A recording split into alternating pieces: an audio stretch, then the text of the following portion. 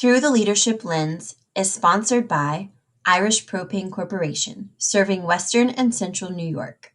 For all your residential and commercial propane needs, choose Irish Propane.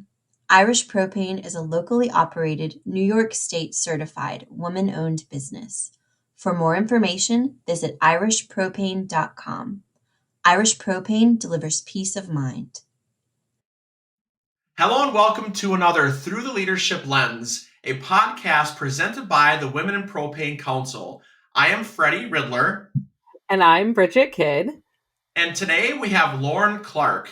Lauren is the president of BurkWest, and she's also the chair of the Knowledge Exchange program that the Women in Propane host. So we'll get to that in just a second. But Lauren, thank you for being on our podcast today. Thanks for having me. Yeah. So the first question we like to always ask is, what does leadership mean to you? Leadership to me is not a role. It is not a title. It is not a job position. Leadership is about what you do, how you act, how you encourage people in their own roles, how you sort of participate as part of a group. Mm-hmm. What about Lauren? So you're now the president of BurkWest, a family business, right? Mm-hmm. Can you talk to us a little bit about maybe how you've grown into leadership roles and how you've gotten into the position that you're in now? Yeah, I would love to. I think that maybe by luck, I'm not sure that I was what often people describe as a natural born leader.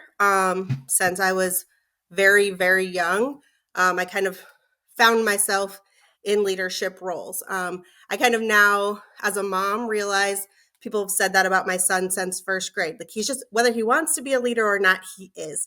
People are going to lead him in whichever direction he chooses to go. So if we can kind of facilitate that and get it going in a positive direction. And so now I think I better understand what people meant when they said that to me when I was a kid and throughout, all of my schooling.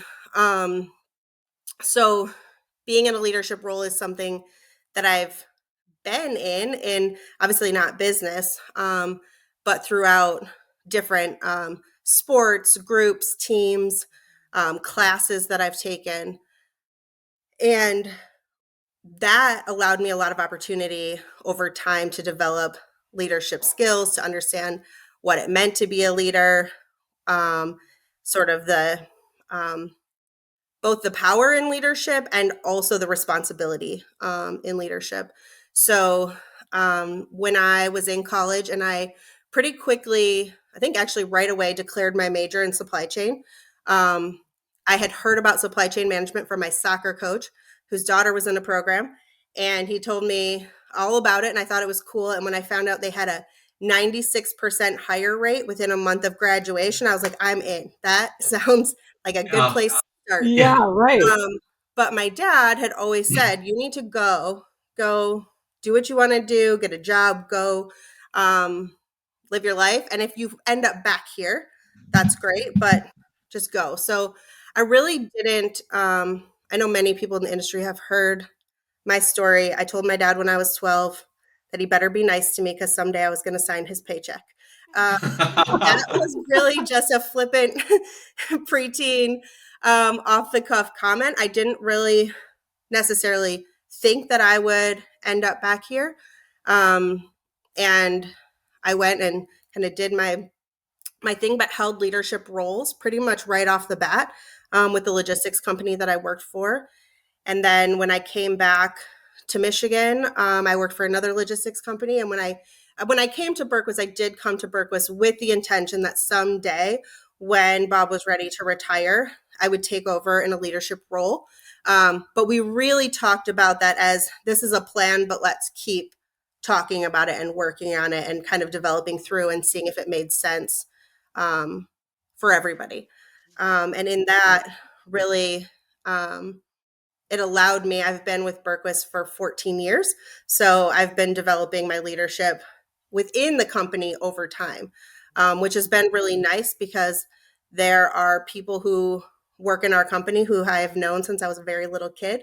So I think that gradual kind of coming through the company has been good for everybody. That's That's awesome. Oh, sorry. Go ahead, Freddie. Go ahead.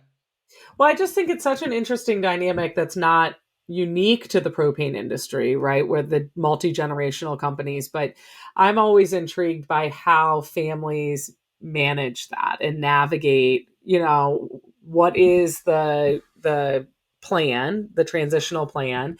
I would bet leaving and kind of learning from different places and learning different corporate structures and different styles is super beneficial.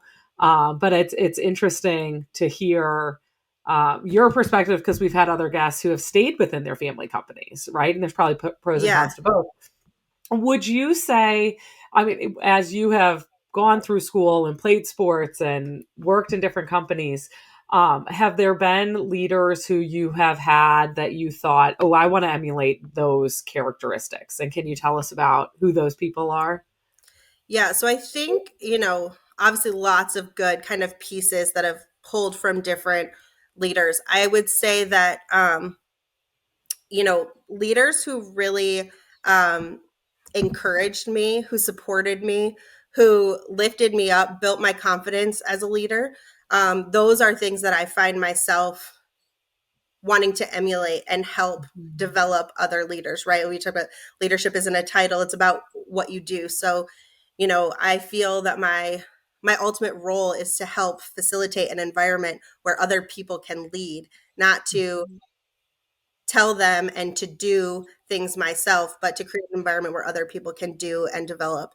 I had a lot of leaders like that throughout who really, really encouraged me. And even when I was in newer roles where I maybe felt discouraged or kind of not enough for the role, I had people who said, "You got this. Like you did that. You can do this. You weren't perfect at this on day one, and we'll get there." Which also, helps me remember that one, I'm never going to arrive as a leader. That's no longer the goal. The goal is, continuous improvement, the ability to flex our leadership with what's going on, whether it's with an individual, with the climate, COVID, whatever it is that kind of is constantly changing, that we're able to adjust how we lead and what we're doing and to coach other individuals and create space where they can grow as leaders. Right, we grow by making mistakes and having challenges and working our way through them. Mm-hmm. Who are some of those leaders? You mentioned that you looked up these leaders, you've listened to these leaders. Who are some of the leaders? You can, and it's okay to name drop them on here. Yeah, I mean, I think all the way back to probably my soccer coaches. They really encouraged me. I spent almost a season and a half probably on crutches on the sidelines. But one, I learned about supply chain management there on those sidelines. But also, I was still the captain of my team. And, they really taught me that even though I was injured and not playing on the field, that I could still support my team. I could still, talk and help coach them. I could encourage them before, during, and after the game. And really showed me how to lead from a different sort of perspective or position. I think about, in high school and college, I had teachers and professors who, gave me really specific roles within groups that allowed leadership development. I went to the National Youth Leadership Council meeting, which is in Washington, D.C. And I think back on it, some of it's very, kind of blurry about what we were doing. But having those opportunities, I think, really encouraged my development. One of my first, so my I'll name drop. He'll love this. Gavin Marshall, who was my first boss out of college. In one of the first leadership roles I took under him I was struggling. I was managing 30 truck drivers and a fleet of 50 trucks.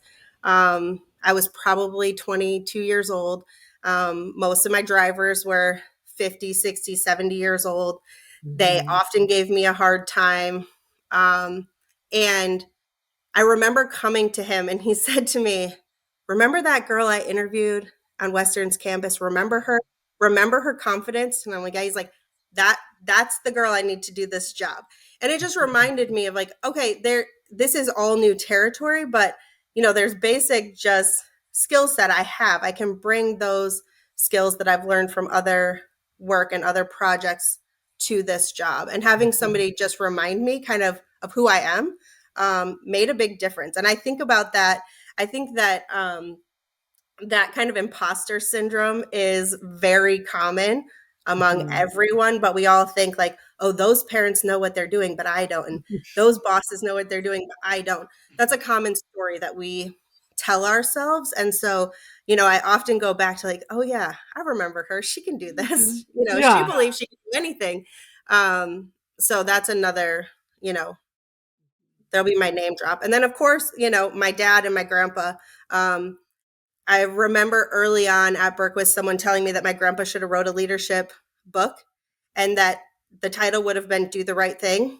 And that's all it would have said on the inside. And I go back to that a lot because ultimately, if we're just do the right thing, it might not be the perfect thing. It might be the best decision we can make with the information we have, right? Sometimes we learn later that maybe something else would have been a different choice or a different path, but we didn't have that information at the time. And my dad, Bob Barry, that I couldn't even say enough words about the things that I have learned from him. And some of that is just being humble, listening to people, listening to understand, knowing when your voice should be heard or when it is potentially too loud. I think those are really good skills if you can just hone into when you should talk and when you should listen, especially in leadership roles. Because I think once you talk, often everybody else goes, okay, well, now I'm not going to say anything because he has spoken. Right. What about Lauren? Have you found, you mentioned earlier before we started, you referenced an executive coach, and we know that you're the chair of the Knowledge Exchange. What are ways that you flex that muscle now, and what resources do you lean on to continue to grow your leadership skills? Yeah, so my, doing executive coaching, I've been doing for probably 2 years. I work with Humanergy, which is a company in Michigan.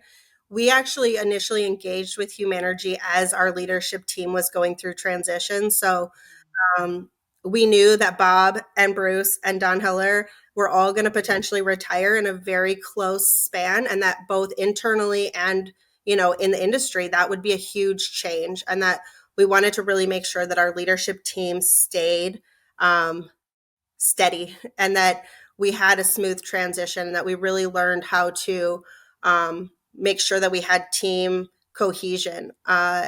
So we engaged with Humanergy initially just to work with our leadership team on both leadership development, but really some of it is just making sure that we knew how to work really well together and to make sure that we transitioned through all of this without much impact to our team internally and again to the industry. And through that work, the owner of that company, one of the co-founders, David, and I started working in coaching. So we started that with a 360 interview, which if you've done can feel like a terrifying process because you're just really opening yourself up for people to tell you what they love, but also what they hate about you as a leader.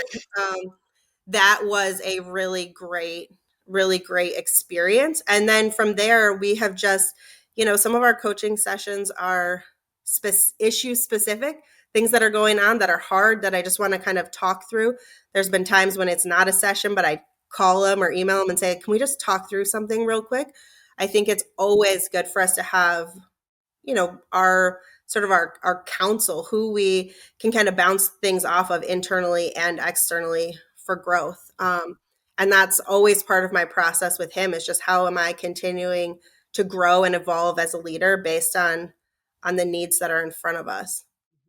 Yeah. And then from there, right, I'm using that work then in my sort of role of my job is to coach and develop the leaders who I work with on my team. And then obviously, with Women in Propane and the Knowledge Exchange, we're here trying to encourage people to, engage in mentorship, because we all have things to give. And we also all have things to learn and develop in our roles. So So I can feel you really, talk a little bit more about the knowledge exchange, Lauren? Because our listeners and viewers, some of them might not know what the knowledge exchange program is. So this is a way that we can reach out to them and let them know, since you're the chair and you've gone through all the mentorship, in your personal path with your career at BurQuest, and everything you've done in the past of that. Talk to the viewers about the knowledge exchange and why and the importance of it. yeah. So the Knowledge Exchange is a mentorship program that is, I'll say, hosted by Women in Propane. It's funded by the NPGA, which is pretty amazing. I don't know many places where you could do mentorship and not pay for it. Whether it's coaching or you go into a mentorship program, usually at least the mentees, if not mentor and mentee, are paying to be part of it. So I think that we're extremely fortunate that NPGA saw the value and said, let's fund this so that everyone can be involved. There's been a bit of a, I think, misunderstanding in it being hosted by Women in Propane. I still hear people say like, oh, so it's just for women. No, no, no, no, no. It's for everybody. It's for our whole industry. So, mentors and mentees alike, men, women, everybody should participate. I think that mentors, on the mentor side, people say like, I don't know, what would I mentor someone on? There's, a program within it, right? It's hosted on the Cronus platform, and there are sort of checkpoints and activities to do. So you don't have to have had experience being a mentor. And the reality is we've all probably mentored people in our lives, whether it be sports or emotionally or, family, friends, whatever. We are mentoring people.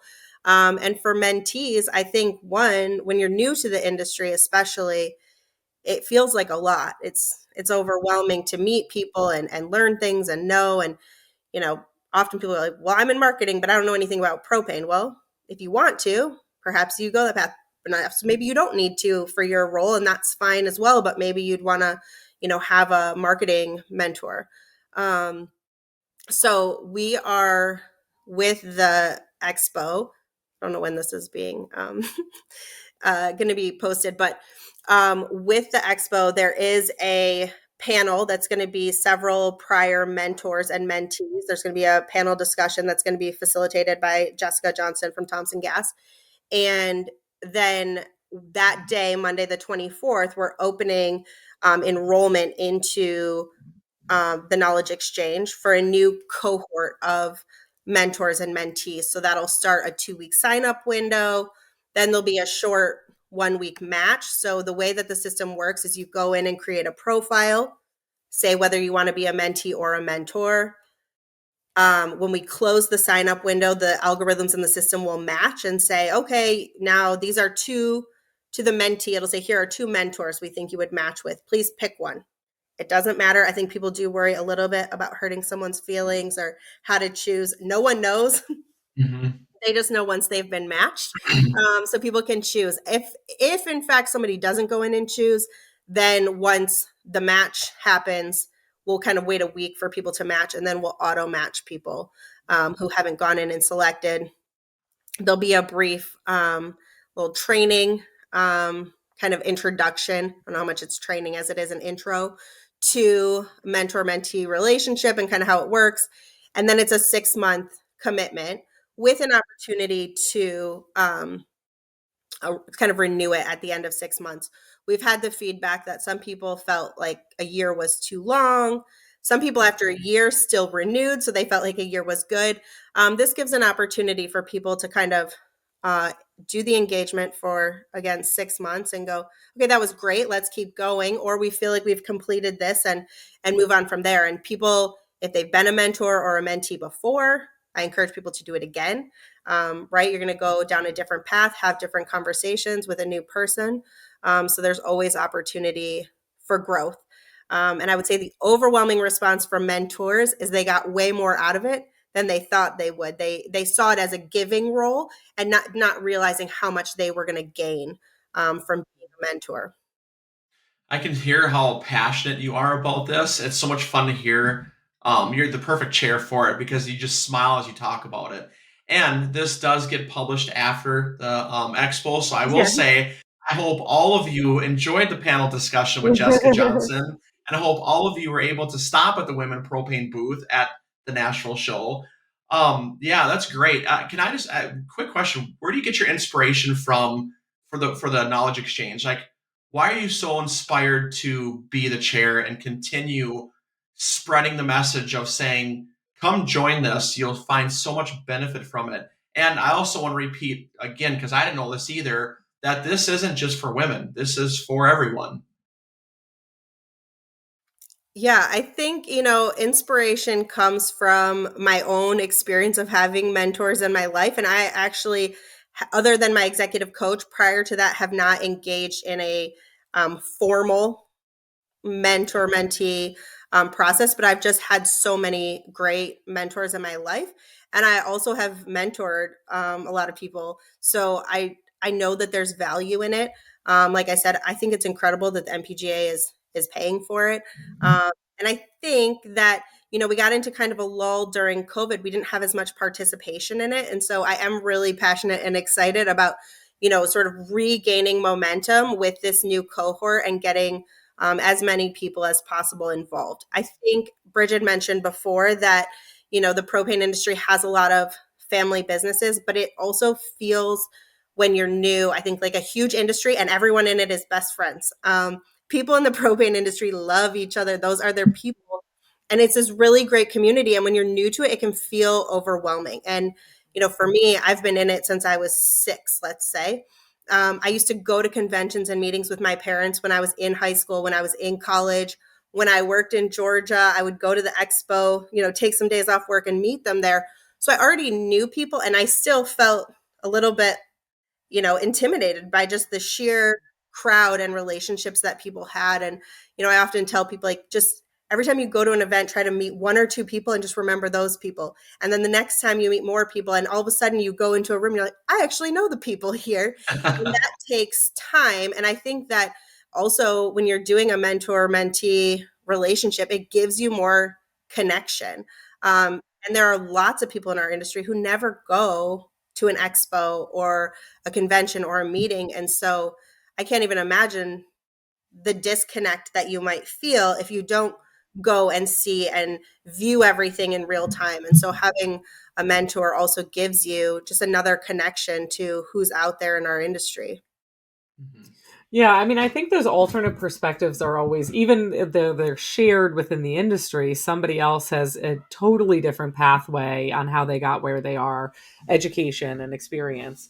Lauren, one of the things that we talk about, and I feel like I'm so interested in your perspective, both as a mom, because I have 2 small children, and I feel like a lot of my leadership honing happens with the kids and with other parents mostly.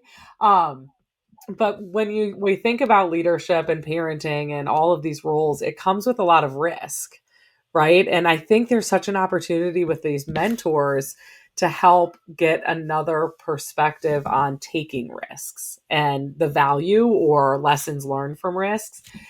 I mean, I don't know if you agree with that assessment. And if so, maybe talk about a time where you've had to make a risky decision and what the process was and maybe if it worked or didn't work. Yeah, I think, right, there's always risk involved. And there's always that, I mean, the risk that you take is people go, oh, wow, you really blew that as a leader. And, I hear often like, well, it's not my choice or it's not my decision. Ultimately, that's your choice. You can do whatever you want, but here's what I think. And that really puts pressure on people to get it right or to assume responsibility for failure. During COVID, obviously, tons of risky what felt like taking risk to make decisions about what is right because nobody knows. There was no cut path. Nobody had done this before. We were all just figuring it out as we went. And for me, especially with doing this leadership alignment work with our team, as we went into transition, which, really was supposed to start, Bob and I thought we were going to have this nice long transition starting in January of 2020 when I took over, and he's retiring this summer. So we had this nice, long, smooth transition to kind of get everyone used to. Then it was like, boom, COVID, 3 weeks later. And it was very much kind of, in a way, immediately put my leadership in a spotlight. But because we had been doing that leadership alignment work and really talking about it, it really taught me that I am not operating in a silo. I guess ultimately I could make a decision and say, nope, here's how we're doing it. But that's not how I want to do things. Not as a mom, not as a, as an employer, not as a boss, not as a friend. I want to go, okay, can we come to a consensus on this? What is the issue we're looking at? What is the problem? What is the, sometimes it's not even something negative, but what is our plan? And can we agree? Can we get to a place where we all feel comfortable enough to say, we're making this decision, we're going to stand behind it. We're not going to say on the side, like, oh yeah, Lauren made this decision, I didn't agree with it. We're going to say, as a team, we made this decision. So if you have that sense in your brain where you might want to say to someone, Lauren's crazy, I don't know why she did that, then we're not ready to make a decision. We need to keep talking through it. And I think that is something that we really worked hard at as a leadership team throughout all of COVID, but also just other, issues or concerns that arise in day-to-day business, is not to immediately react, right? If you in any point sense an emotional response or a physical response in your body, is probably not the time to make a decision or do anything, but time to kind of pause, stop, really think and consider all of the things that are happening, and then make an aligned decision with a team. I can't think of many decisions that I make on my own. And I try pretty hard to do that at home too, right? Not to operate in a silo and leave my husband out hanging, but also with my kids to feel like, let's just figure this out together, right? If we all have a plan, if we're all doing our best, if we're working together, it's going to go a lot more smoothly. And I think when you said, Bridget, that, your leadership work and your parenting often intertwines, I often find myself saying, like, oh, I was just reading this thing, because I was just reading this thing, but sometimes it's about parenting, but it is so much is about actually applies to my leadership role and in working, because it's all about working with people and getting everyone on the same page. And I think people get tired of me comparing my reading about raising toddlers to, to what's happening at work. The reality is it's all the same message, whether you're reading about work culture or, home culture. You're basically hearing and reading the same information that you subscribe to. Right. It's all about interpersonal relationships. And I'm reading a book currently where I'm experiencing the same situation. And it's funny because I'm like, I'll say to people on my team, like, okay, well, we got to solve the problem. So think about 3 ways to solve the problem. Then I'm talking to my 8-year-old saying, gosh, that's so frustrating, but can you think about 3 ways you can solve that problem? Like, oh my, it's all coming together. That's great. Yeah. It's fun to hear. You're talking about kids, right? We all have kids, and some older, some younger. Leadership can be measured.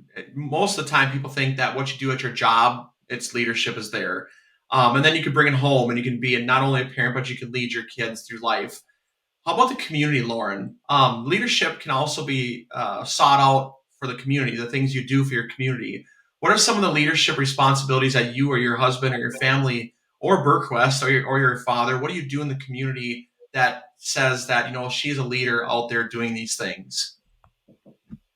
Okay, so I think of when you say, leading in your community, I think our communities, you can think of your community as your town or your city, but you can also think of your communities as groups of people that you belong to. So, within the industry, I mean, there's no doubt that that Bob has engaged in leadership, and BurQuest engages in leadership within the industry. And we've got salespeople in all kinds of state organizations, within the industry. We have people involved in anywhere we possibly can be within the NPGA and PERC. I mean, we really try to be a part of that community and be active in it, whether it's taking on, different roles in committees, or, obviously I've been involved with Women in Propane, or if it's, simpler things like helping sponsor something or being there to help set up, or, sometimes leadership is walking around and checking on people, or, picking up after a meeting, clearing the stuff off the table. I think that, our team, we have such great people. They're not people who need to be coached on how to be great part of the industry. They just do it. And I think that goes a long way. And people notice that. We get so many comments about all of our Berquist team and how they show up for our customers and for our industry. I can attest to that. We have been the benefactor of a lot of Berquist employees volunteering time and energy and expertise, and it's been wonderful. And I think that kind of allows other people to say, like we've been saying, is how do you want to show up as a person or as a company in this industry? And Berquist certainly sets the stage in a very positive way.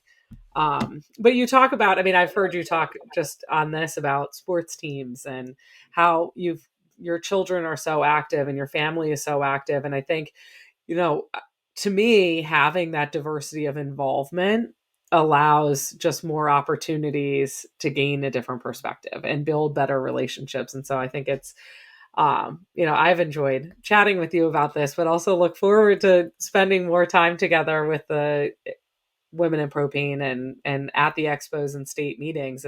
I agree. I can't encourage people enough to participate in state meetings and MPGA meetings and PERC meetings. You often go there for one purpose and leave with 15 other benefits of going to that meeting or event. And I like what you said, that you go to these events and you said, I'm going to meet 2 people. And then the next, I'm going to meet 2 more people. And I'll meet 2 more people. Eventually, everyone. I want to rehash or say that again in this podcast, because that's really important, is to go out there and not be asked to do something, just do it. And you said that. I'm going to clean up this table. No one asked me to do it. I'm just going to do it. And no one asked me to go meet new people in the industry. I just did it. Be present. Don't be just a body at the meeting. And that's a really good message for our listeners. Yeah. And I think to also look for, if you are in a leadership role, right? If you have a leadership title, is, encourage people to join the knowledge exchange. I keep saying we can go to the new folks and say, hey, you should find a mentor. But if you're being encouraged by your internal leadership to find a mentor, then you feel like, okay, I have permission to spend some time doing this and developing myself. And that goes a long way. One, it gives people permission, but also people love to feel like they're being invested in and that someone cares about them and cares about their future development. I tell people all the time, if Berquist is your lifetime dream, this is where you want to be, then I love that and I want to have you. But if you're just on your path to something else that is the people will laugh when they watch this, because I always say, like, if you want to be a beekeeper, if that's your goal in life and we're just a stepping stone, then like, let us help you be the best beekeeper you can be. That's our role, right? It's just to help people on their path to being their best self, not to try to keep them here in this role right now because that benefits me. What benefits me is to do what's best for other people. And I think that leadership and encouragement really goes a long way. Well, good. Before we go to the whip around, are we ready for that, Bridget? Yep. All right. Before we get to that, though, if I'm listening to this right now, how do I get more information about the Knowledge Exchange, Lauren? Where can they go? Yeah, so there is on the Women in Propane website, there is a link to the Knowledge Exchange. Perfect. So www.womeninpropane.org. Cool. You got it. Just had to plug it quick. All right, awesome. So this is called the the Whip Round. It's just Women in Propane, just a fun little name for it. So we're just going to ask you some questions, quick answers, and we'll kind of get through a few of them. And I'll let Bridget kick it off. Okay, my favorite question. So if you've listened to these, I love this one. What do you keep in the trunk of your car? Diapers, wipes. Usually it is known that if I hit the button to automatically open my trunk, some kind of sports ball will fall out and I will be chasing it across the parking lot. That's fun. This is the first time I've heard diapers and wipes. Yeah. You win that one. So I have a question. If you weren't in the propane industry and you can't be a beekeeper, what would be your ideal career? What would be your ideal job? Yeah, so I say my dream job, my retirement job, or someday if I get there, would be to be a doula. A doula, if you don't know, who supports a woman in labor. But specifically, I would want to be a grief and loss doula to women who are in labor who know that their baby will not survive long after birth. Your heart That's is so incredible. big. Wow. Right. Good for That's you. incredible. I hope you get there because I know a lot of people who would have benefited from that. What do you wish you would have known when you were 16? What would you tell your 16-year-old self?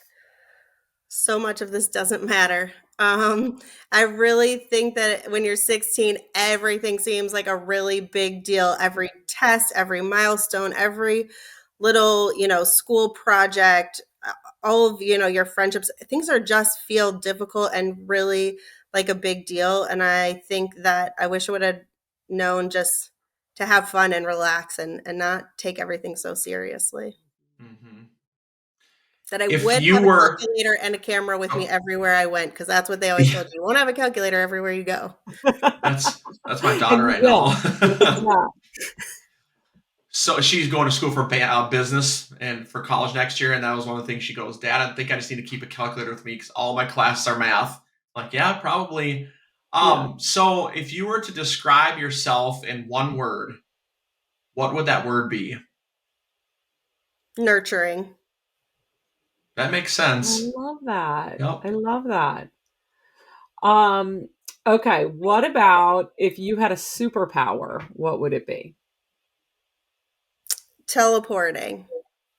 That is I always good say one. that because I think as a parent and traveling, if I could just know that I could, be at the expo, but I could teleport real quick to the soccer game, then I could teleport back and be in a meeting and then run home, teleport to do bedtime, come back and go out to dinner, that would be amazing. Bridget, you were just talking about that on Saturday. You could use this power. I could use it. 2 baseball games, first communion practice, and a flight to Nashville. Yep. You get it all in. Yep. So, Lauren, if you wrote a book about your life, what would the title of that book be called?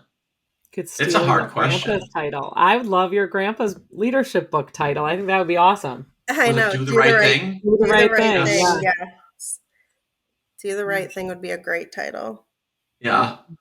All right. My last question, and it sounds like we all might need this. What is your ideal vacation? Oh, my ideal vacation is the beach.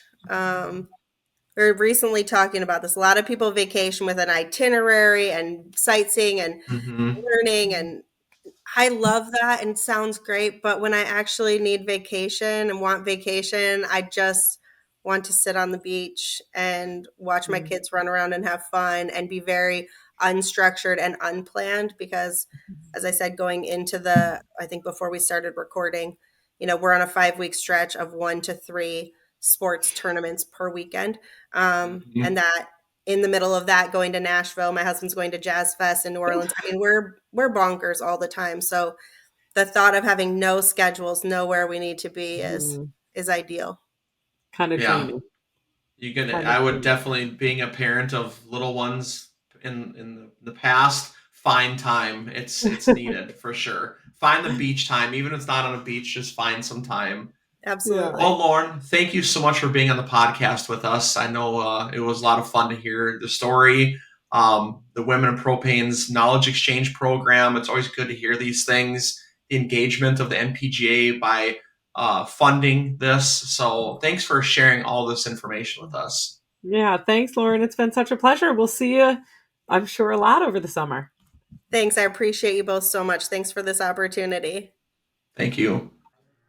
This has been another episode of Through the Leadership Lens presented by Women in Propane. Be sure to subscribe, download, and share with a friend. To learn more about Women in Propane, visit us on Facebook, Instagram, or online at www.womeninpropane.org. I'm Freddie Riddler. And I'm Bridget Kidd. Thanks for listening. Until next time.